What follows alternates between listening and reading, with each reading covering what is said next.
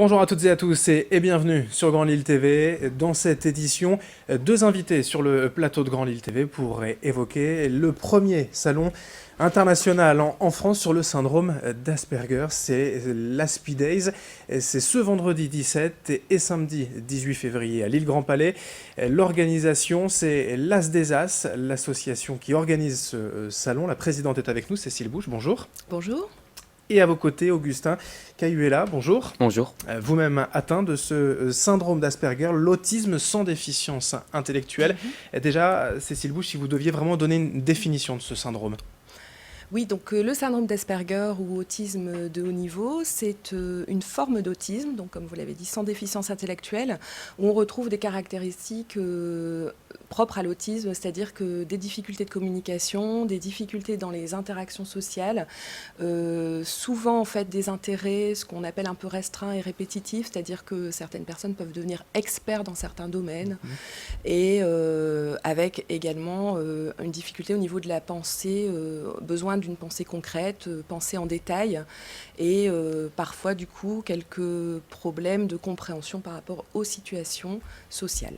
C'est une définition également que je peux directement demander en fait à Augustin. Et on est conscient finalement de ce syndrome. Quelle est justement votre définition de ce syndrome d'Asperger ? Disons que c'est pour bien déterminer une personne qui se sent aussi différente que les autres personnes qui ne sont pas diagnostiquées en tant qu'autiste Asperger.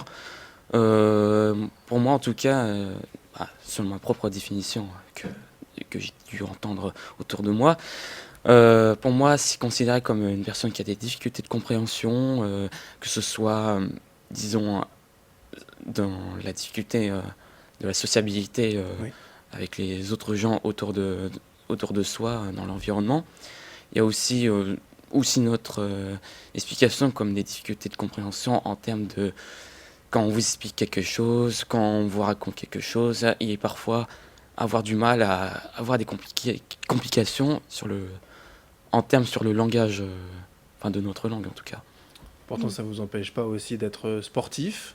Non, ça n'empêche pas d'être tennis, sportif. Musicien, de pratiquer la batterie, de faire du montage vidéo, d'être au lycée Ozanam à Lille en première, en terminale. Voilà, c'est ça, c'est que finalement, la vie est presque normale. Alors, on peut dire que c'est une différence qui amène, peut-être, on peut dire d'une manière générale, une autre façon d'être au monde, mais en même temps, les personnes Asperger sont dans notre société en milieu ordinaire, et donc la vie est normale avec des besoins quand même d'adaptation et des besoins d'aménagement particuliers. La question posée différemment, c'est qu'ils ne sont pas exclus ou ils le sont moins que les autres autistes ? Alors, c'est une question... alors, l'exclusion, c'est-à-dire qu'ils ont leurs besoins propres et particuliers. Chaque personne avec autisme a des besoins singuliers, on va dire. D'accord. Et voilà, donc nous, c'est vrai que ce qui est surtout nécessaire et ce qui est surtout indispensable, ce sont des adaptations humaines de type l'auxiliaire de vie scolaire à l'école, de type le job coaching pour l'insertion professionnelle. En fait, on est vraiment sur des besoins très spécifiques et c'est tout l'intérêt en fait j'en viens du coup à l'organisation des Aspi Days. Oui, j'allais en venir à ce salon justement, voilà, pour faire connaître, parler de ce syndrome qui est franchement méconnu.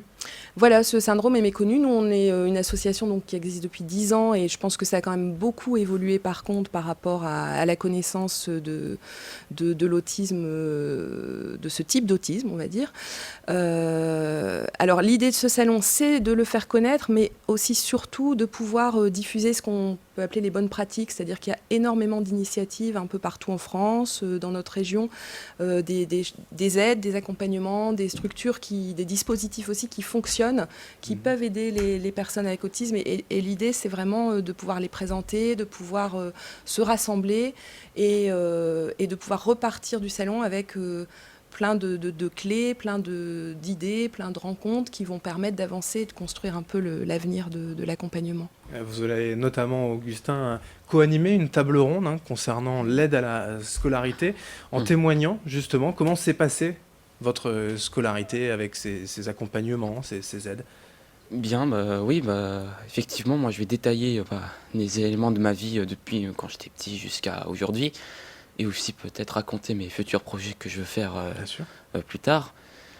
Ouais, bien évidemment, comme c'est très important de témoigner pour expliquer aux autres personnes, par exemple aussi aux jeunes parents qui ont des enfants, qui peuvent être aussi considérés comme personnes autistes Asperger, pour leur rassurer que ce n'est pas si désagréable que ça, mais il faudrait avoir des habitudes, il faut leur enseigner différemment, il faut donner des éléments supplémentaires, comme par exemple avoir, je ne sais pas, avoir une personne qui accompagne dans la vie quotidienne, avoir une AVS, par exemple, à l'école, d'être aussi surveillé par, enfin, je dis surveillé, mais plutôt assuré par une orthophoniste qui leur assure pour qu'il leur explique des choses, à mieux comprendre ce qui se passe dans la vie quotidienne, aussi bien s'exprimer, comprendre les expressions et tout.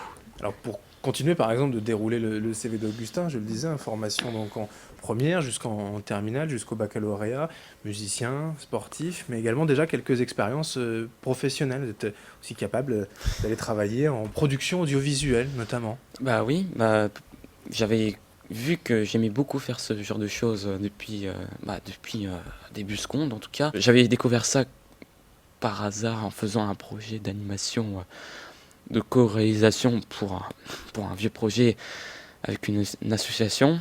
Au début, le montage vidéo, je ne voyais pas trop ce que c'était. Mais quand je demandais à une personne qui se connaît très bien dans le montage vidéo que moi, j'ai pu en parler avec lui, j'ai pu mieux m'enseigner, j'ai vu que c'était quelque chose de passionnant. En tout cas, on s'ennuie jamais. Ça m'a donné de la pêche et ça me donnait envie de continuer. Et là, actuellement, je suis en train de faire du montage vidéo sur mon ordinateur à moi. Donc actuellement, je suis en train de travailler sur un projet de témoignage avec une association dont je suis actuellement en bon contact, et en même temps, je suis suivi par cette association. C'est vraiment voilà, le genre de témoignage, de thème. Alors l'aide à la scolarité, on l'a vu, mais aussi les expériences professionnelles qui seront développées pendant ce salon. Oui, c'est-à-dire que l'idée vraiment, c'est de à la fois faire se rencontrer les professionnels et les personnes autistes Asperger, et également les parents. Enfin, c'est de pouvoir être à la fois sur du témoignage, à la fois sur de la présentation de dispositifs. Et bien sûr, après, lors des conférences en amphi, on est plutôt sur des professionnels experts dans un domaine. L'idée aussi, c'est de vraiment balayer le parcours d'une personne, le parcours de vie d'une personne. Donc, on a vraiment souhaité partir de la scolarité jusqu'à l'insertion professionnelle, jusqu'à la vie sociale. Et des thèmes comme l'habitat, le logement, en fait, pour devenir propriétaire, louer, enfin avoir des aides au logement, tout ce que... Oui, déjà prendre son indépendance. Oui. Prendre son indépendance, alors où on a des structures de type Habited à Ronc, où on est dans une résidence, on peut appeler de semi-autonomie, c'est-à-dire que la personne a son logement, a son appartement, mais avec énormément d'aides qui sont mises autour, que ce soit des aides de nouveau humaines, mais aussi des aides de type les pictos, qui peuvent aider aussi à décomposer différentes tâches, et la personne va être aidée quand elle va se faire à manger, quand elle va devoir faire sa lessive, parce que toutes les tâches sont décomposées. On a également un point assez important, nous, ce qu'on appelle l'empowerment, qui est mis en valeur lors de ce salon, parce qu'en fait, c'est l'idée aussi que justement les personnes avec autisme participent à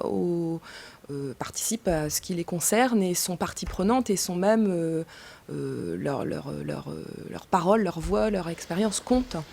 Donc, notamment nous, dans l'association, au niveau du conseil d'administration, des personnes avec autisme sont membres du conseil d'administration, des personnes Asperger, ce qui est voilà, pour nous très intéressant. On construit tout ça ensemble et d'être acteur du quotidien.